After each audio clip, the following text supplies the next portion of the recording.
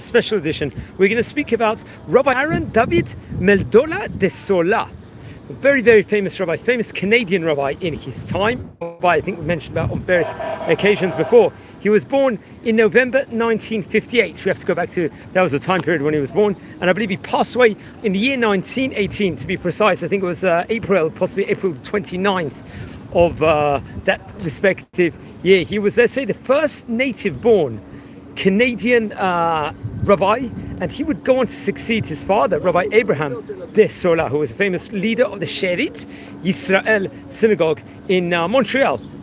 Upon, I think, when the latter had passed away back in the year 1882. Let's explore a few of the highlights of the famous rabbi's life over here. It's a rabbi we've spoken about various occasions before, and really will make his mark, let's just say, in Canadian Jewry in his time. Okay, friends, so he was born, as I said before, I think it was the 22nd of November in the year 1853. He was actually born in Montreal. Montreal, I think, currently has quite a strongish Jewish community in Canada. I think there's many North African Jews that live there at the moment. People came from France, so on and so forth. He would go on to get married. I think his wife's name, which we were going to mention about, was Cathy or Catherine. I think maybe from the Samuel family. He got married in the year 1887. It's chronicled over. His father was a rabbi, Rabbi Abraham de Sola. He's a rabbi we mentioned about, as I said on the onset, not so long ago. I think we mentioned him in a specific video, and I believe he was. Yes, that's very interesting. And his mother's name was Rabbinit Esther. I think she actually came from the Yosef or the Joseph family she came from. And he would pursue, like, say, he went under the direction of his father with regards to Torah studyship, Torah interest, and his father would very, very much assist him in all different roles. And he would be, I believe, elected as his father's successor inside the synagogue. Come with the year 1862, he was 1882, I believe it was. He would actually be the assistant of his father 6 years before learning the rabbinate hands-on in the year 1876. So very much had a lot of experience. And when he would take over his father, he was, let's just say, on a much better stead. Now, on a number of occasions, he was invited to deliver, let's just say, various different sermons, especially at the time period when he was, working as an assistant of his father in the year 1876. This was, and he was invited, especially in the congregation Sherit Yisrael in New York, and he would also travel to London, to the famous flagship of the Spanish-Portuguese Jewish community over there, the Bevis-Mark Synagogue, a synagogue we actually did a special edition on.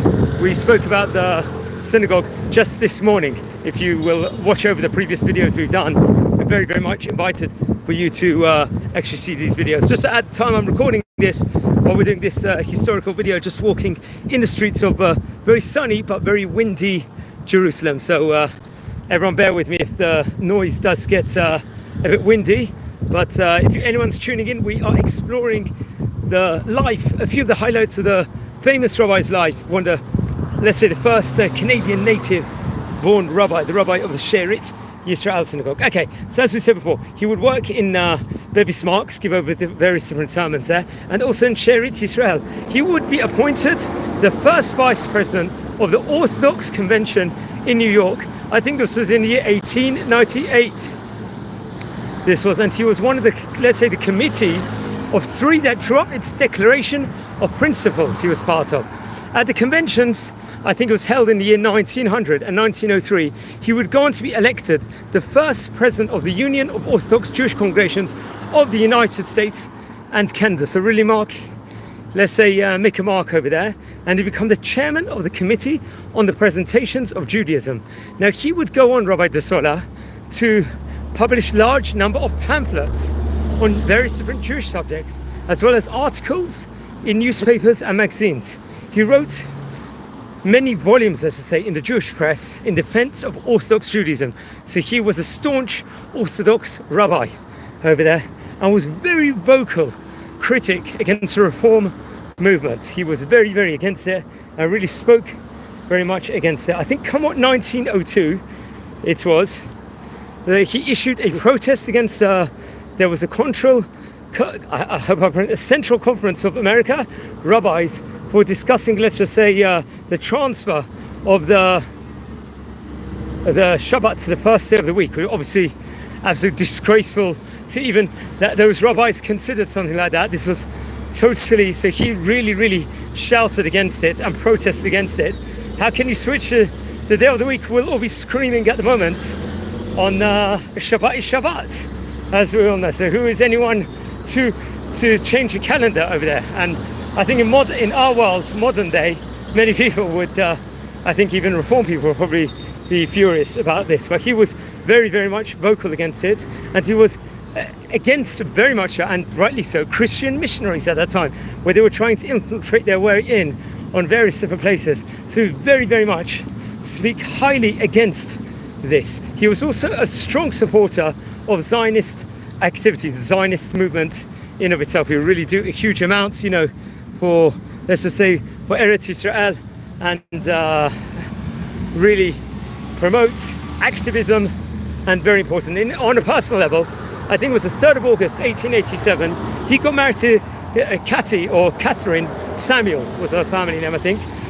And I think she was a daughter of Rev Isaac Samuel, who was a long-time Hazan of the Bayswater Synagogue in London. And I believe she would go on to serve as the president of the Montreal branch of the National Council of Jewish Women. So both as a couple, they were very hands-on in the community and doing a huge amount of community work and taking on various different, let's say, prominent and active positions in Canadian Jewry all throughout. I think she was also the vice president and the treasurer of the Montreal branch of National Council of Women of Canada, and I believe they had 2 children. Abraham was one of the children, and Bram, you could say. Abraham Charles, I think, was his full name, and Elizabeth Louisa was his daughter. Now let's explore some of the publications of his. He wrote many articles. He was a big writer, and one of them was I think, The Death of the Righteous. This is Oration, let's just say, delivered by him at the funeral of the late Abraham Joseph in the year 1886. This was in Montreal. Another writing was The Duty of Orthodox Congregations. It was a sermon preaching before the congregation of Israel, reported over in New York in the synagogue. I think this was in the year 1887. A sermon and dedicatory prayer. This order of service, let's just say, of the consecration of the New Stanley Street Synagogue. This was in Elul, the month of Elul, in 5650. Now another one, The Survival of the Fittest. That was another one of his works. It was delivered in the Spanish-Portuguese synagogue in Bevis Marks in London. I think it happened to be Shabbat Nahamo when it was actually delivered in the year 1895.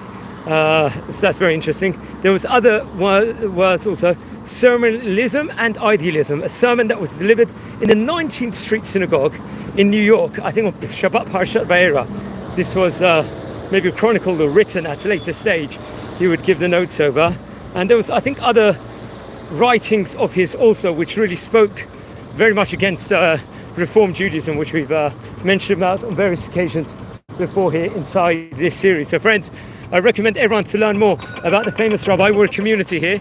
We're learning about the great rabbis of yesteryear. If you happen to descend from any of the rabbis we're speaking about, please send me an email. I would love to hear more information. Now, if you haven't subscribed yet to the channel, please subscribe now. We are nearing 7,000 subscribers, which is an absolute phenomenal achievement over here. If you feel anyone is interested in watching any of these videos, please share these videos also to other people. Remember, we haven't really spoken about many rabbis that worked long time period in Canada, so it's always good opportunity to share a few words within regards to him and explore the life of Canadian rabbis and so on and so forth. So on that note, I'm going to wish you a good day. Just recording this video from very hot Israel at the moment, hot Jerusalem, and just blessings, and enjoy the channel. We don't just do videos on the great rabbis, we also, at the moment, we're branching off. We're exploring the famous synagogues of yesteryear. That's another series we're starting. We're exploring the life of the rabbis in different countries. We also do on this channel Daf Yomi videos. Also, we have to note that we also record Parashat HaShavua videos on the new month, Hebrew month. We Also for Rosh Chodesh, we also do various different videos also, and we explore a whole breadth of various different information. So on that note, I'll leave you to it. Thank you very much for watching, and have a great day.